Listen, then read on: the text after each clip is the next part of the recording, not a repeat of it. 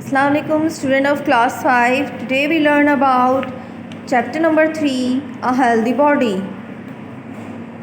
Healthy body मतलब सेहतमंद और सेहतमंद जिस्म. Regular exercise keep your body healthy. Regular exercise जो है रोज़ाना मामूल से की गई एक्सरसाइज वर्जिश आपकी जिस्म को हेल्दी रखती है. Your body is a wonderful machine. आपका जिस्म एक बहुत अच्छी और हैरानकुन मशीन है और बहुत ज़बरदस्त मशीन है. It is made up of many parts. ये बहुत सारे जिस्म के बहुत सारे पार्ट से मिलकर बनी है. Each part has a special job. और हर पार्ट आपका एक ख़ास जॉब करता है, ख़ास काम करता है. All parts of the body work together. सारे पार्ट्स एक साथ काम करते हैं so that the body function properly, जिसकी वजह से आपका जिस्म की बॉडी जो है वो सही से काम कर पाती है. It is very important to look after your body. ये बहुत ज़रूरी है कि आप अपने जिस्म की हिफाजत करें, इसका ख़्याल रखें. To stay healthy. हेल्दी रहने के लिए क्या ज़रूरी है? Your body you need food to keep alive and stay healthy. आपके लिए बहुत ज़रूरी है कि आप you need food to keep alive and stay healthy. आप लोगों को हेल्दी रहने के लिए और ज़िंदा रहने के लिए खुराक की ज़रूरत होती है. Growing children need to eat food that contain a lot of proteins. बढ़ते हुए बच्चों को प्रोटीन्स में खुराक में प्रोटीन्स की ज़रूरत होती है, जिसकी वजह से उनकी ग्रोथ जो है वो अच्छी होती है. जैसे कि आप लोग हैं, बढ़ते हुए बच्चे हैं, आप लोगों का कद बढ़ रहा है, हाथ पाँव बढ़ रहे हैं, बाल बढ़ रहे हैं, सब चीज़ बढ़ रही है ना, आप बड़े हो रहे हैं, तो इसलिए आप लोगों को अच्छी डाइट और अच्छी प्रोटीन्स की ज़रूरत है. और प्रोटीन्स आपको किन किन चीज़ों से मिलेगी? Proteins are found in meat. Meat में होती है milk, egg, fish and beans. इन चीज़ों में आप लोगों को प्रोटीन्स मिलेगी. Fresh fruits and vegetables are also very beneficial. Fresh fruits और वेजिटेबल जो है आप लोगों के लिए बहुत ज़्यादा फ़ायदेमंद है. You should eat food to regular interval and should not stay hungry for a long time. और आप लोगों को चाहिए कि आप अपनी खुराक में ये दोबारा सारी चीज़ें रेगुलर इस्तेमाल करें और हमें भूखे ना रहें ज़्यादा लंबे टाइम के लिए. और आप लोगों को ज़्यादा अच्छी खुराक की ज़रूरत है और ज़्यादा अच्छी खुराक आप लोगों को फलों और सब्जियों से ही मिलेगी, जिसके आप अच्छे से ग्रो करेंगे, हेल्दी हो जाएंगे, गोरे चिट्टे हो जाएंगे, गोल मोलू हो जाएंगे और बहुत प्यारे लगने लगेंगे. आप लोग पापड़ खाएंगे, टॉफ़ियाँ खाएंगे, इससे आप बीमार भी होंगे और आपकी ये हेल्दी डाइट में शामिल नहीं है. ये आप लोगों की सिर्फ टाइम पासिंग के लिए है. आप लोगों का मज़ा लग जाता है जब एक चीज़ का, तो आपको अच्छी लगने लगती हैं, लेकिन ये चीज़ें आप लोगों की हेल्दी डाइट नहीं है. हेल्दी डाइट सिर्फ फ्रेश वेजिटेबल्स हैं और फ्रेश फ्रूट्स हैं जो आप लोगों को रेगुलर स्टेज बेसिस पर खाने चाहिए और भूखा नहीं रहना चाहिए. You must eat balance diet so that your body will grow properly. अगर आप सही से खाएंगे पिएंगे तो आपका जिस्म जो है वो सही से ग्रो करेगा. You must exercise daily. आपको रोज़ाना एक्सरसाइज की भी ज़रूरत है to keep all parts of the body in good working order, ताकि आपके जिस्म के तमाम हिस्से जो है वो सही से काम कर सकें. Regular exercise keep your body strong and fit. Regular exercise आपकी बॉडी को स्ट्रॉन्ग और फिट रखती है. It keep your muscles and joint healthy. आपके मसल्स और जॉइंट्स को भी, जोड़ों को भी ये हेल्दी रखती है. It makes the food reach up every part of your body. आपके जिस्म के हर हिस्से तक खून को पहुंचाने में मददगार साबित होती है. Exercise help your body use up the food that you eat. Exercise आपके जिस्म में खाए गए खुराक को भी इस्तेमाल करती है.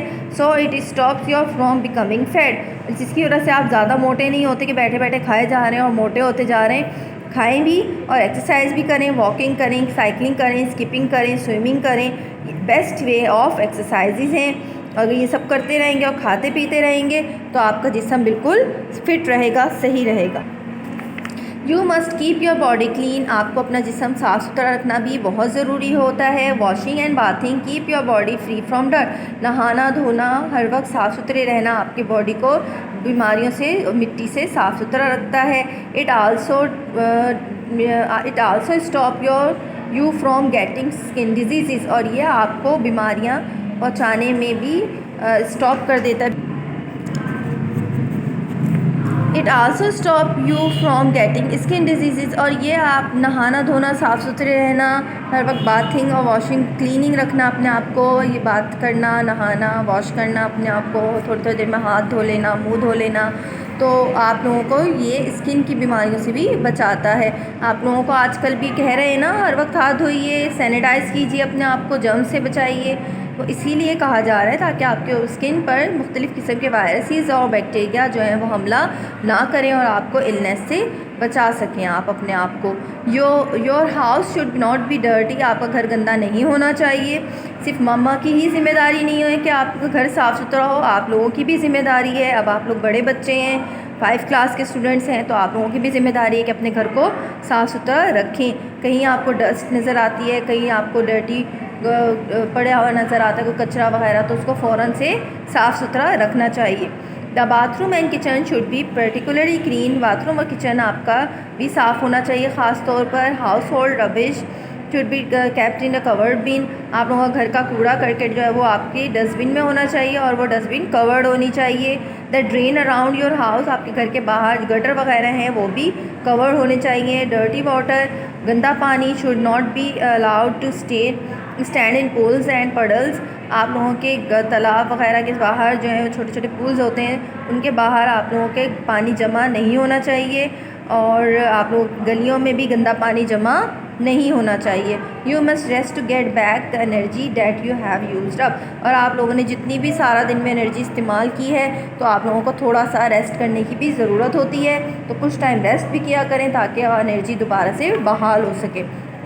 हाउ डू यू बिकम इल, आप बीमार किस तरह पड़ सकते हैं या बीमार कैसे हो जाते हैं। माइक्रो ऑर्गेनिज़म जो है वो छोटे बहुत बारीक ऐसे इंसेक्ट्स हैं, ऐसे जर्म्स हैं जो आपके जिस्म पर चिपक जाते हैं। Many diseases are caused by very tiny single cell organism called micro can be seen only with the help of the microscope, इनको आप सिर्फ माइक्रोस्कोप की मदद से देख सकते हैं।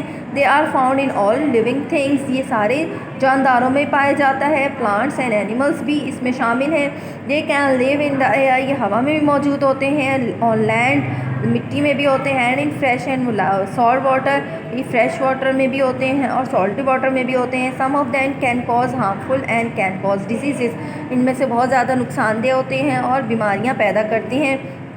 Germs are micro organisms, germs जो हैं वो भी माइक्रो ऑर्गेनिजम्स हैं दैट कैन कॉज डिजीज़, और ये बीमारियां फैलाते हैं। Bacteria and viruses are kind of germs, bacteria और वायरसेस जो हैं वो जर्म्स की किस्म हैं। When germs attack the body, जब जर्म्स बॉडी पर अटैक करते हैं, यू बिकम इल, तो आप बीमार हो जाते हैं। Sometimes larger animals such as worms, कुछ वॉर्म्स की किस्म के जो जानवर होते हैं वॉर्म्स हैं, लिव इनसाइड द बॉडी, हमारे जिस्म के अंदर रहते हैं। दे आल्सो कॉज इलनेस, और ये भी बीमारी पैदा करते हैं। Bacteria are so small that they can easily be seen through a microscope, ये भी बहुत छोटे होते हैं और ये आपको ईजीली माइक्रोस्कोप की मदद से नज़र आते हैं। Bacteria cause disease such as cholera, typhoid and throat infection, गले की ख़राबी है, टाइफाइड है, कॉलरा है, बैक्टीरिया ये सारी बीमारियाँ पैदा करते हैं। Bacteria in the mouth cause tooth, जी के दांतों को ख़राब करने वाली बीमारियाँ भी बैक्टीरिया की वजह से होती हैं। Viruses are even smaller than the bacteria, viruses जो हैं वो बैक्टीरिया से भी छोटे छोटे इंसेक्ट्स हैं, जर्म्स हैं। They live inside the cell of the body, इंसानी जिस्म के सेलों के अंदर पाए जाते हैं। दे कॉज डिजीज़, ये बीमारियां पैदा करते हैं, सच एज कॉमन कोल्ड, आपका नज़ला ज़ुकाम आ गया, इसमें इन्फ्लूएंजा आ गया, ये भी नज़ला ज़ुकाम के जिसम में मीज़ल्स आ गए, खसरा वगैरह, एंड चिकन पॉक्स आ गई हैं, चिकन पॉक्स होते हैं, और ये सारे किस्म की बीमारियाँ ही पैदा कर रहे हैं। ये वायरसेस जो है वो आजकल कोरोना भी एक वायरस ही की किस्म है, वायरस है ये, और जो आपको नज़ले ज़ुकाम की सूरत में आता है। सबसे पहले आपको नज़ला होता है, फिर खांसी होती है, और फिर आपका गला ख़राब होता है, वो फिर बढ़ते बढ़ते अंदर लंग्स का आपको नुकसान पहुंचाता है, जिसकी वजह से कहा जा रहा है कि इसकी एहतियात कीजिए। एक दूसरे को ये बहुत जल्दी लगता है क्योंकि आपको जब छींक आती है या खांसी आती है तो उसकी बैक्टीरिया आपको नज़र नहीं आते, उसके छोटे छोटे वायरसेस जो हैं, उसके छोटे छोटे जर्म्स जो हैं वो आप लोगों को नज़र नहीं आते, वो उड़ के छींटें उसकी वो दूसरों तक पहुंच जाती हैं, या आप हाथ से अपने हाथ रख के मुंह पे खांसते हैं या छींकते हैं, एक दूसरा आपके उस हाथ को हाथ लगाता है तो वो उस तक एंटर हो जाते हैं एक दूसरे के साथ। तो इन चीज़ों से बचाने के लिए आपको मास्क लगाने के लिए और बार बार हैंड सैनिटाइज़ करने का कहा जा रहा है। तो इन चीज़ों से अपने घर को बचाइए, अपने आप को बचाइए और अपनी फैमिली को बचाइए। Infection, once harmful in micro organism get into your body, जब एक दफ़ा आपके जिस्म में माइक्रो ऑर्गेनिज्म पहुँच जाता है, दे प्रोड्यूस रैपिडली, और वो फिर जानदार के ऊपर रहते हुए बढ़ना शुरू हो जाता है। They feed on the body cell, या आपके सेल्स के साथ जो है खुराक हासिल करता है, आपके जिस्म की खुराक को ये चूसना शुरू कर देता है। And produce poisonous waste substances, और आपकी ये जो आप खुराक खा रहे हैं वो आपके खुराक की बैक्टीरिया इन्फेक्शन खाना शुरू कर देते हैं, माइक्रो ऑर्गेनिजम्स खाने लगते हैं और ये बढ़ना शुरू हो जाते हैं और आपके जिस्म में जहरीला मवाद पैदा होने लगता है जिसको टॉक्सिन कहते हैं। एज देयर नंबर इंक्रीज, जैसे जैसे इनकी तादाद बढ़ती है, more cells are damage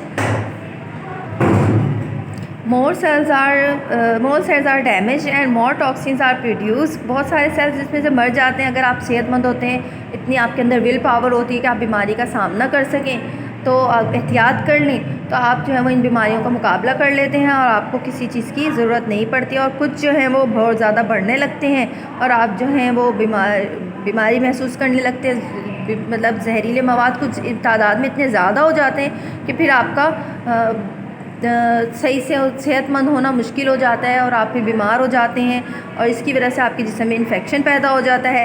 sometimes they cause an infection to only one particular part, कुछ इन्फेक्शन जो ख़ास तौर से किसी एक जिस्म के एक हिस्से पर ही हमला करते हैं। कुछ ऐसे जर्म्स होते हैं जो सिर्फ जिस्म के एक हिस्से पर हमला करते हैं, जैसे आइज़ हैं, लंग्स हैं, तो ये आपकी बीमारियों को सिर्फ एक ही जिस्म के एक पार्ट को नुकसान पहुंचा रहे होते हैं। और sometimes they might affect the whole body cause fever, और कुछ जो है वो आपके जिस्म के पूरे हिस्से को नुकसान पहुंचाते हैं जिसके बदले में आपको बुखार हो जाता है। Our body tries to fight this germs, हमारी बॉडी जो है वो इस काबिल होती है कि इनका मुकाबला कर सके अपने वाइट ब्लड सेल्स की वजह से, और बाज़ औक़ात हमें दवाई खानी पड़ जाती है, मेडिसिन्स लेनी पड़ती हैं, एंटीबायोटिक्स लेनी पड़ती हैं टू किल द जर्म्स, इन जर्म्स को ख़त्म करने के लिए।